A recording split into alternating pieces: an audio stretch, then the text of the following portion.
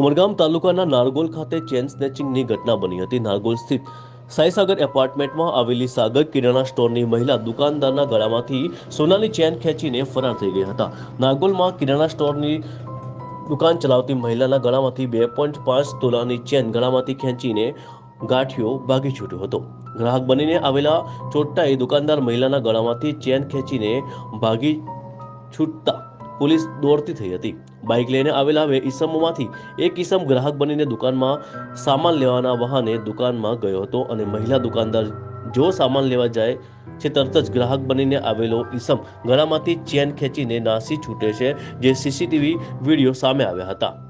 સમગ્ર બાબતે મહિલા દુકાનદાર મરીન પોલીસ સ્ટેશનને ફરિયાદ કરે છે।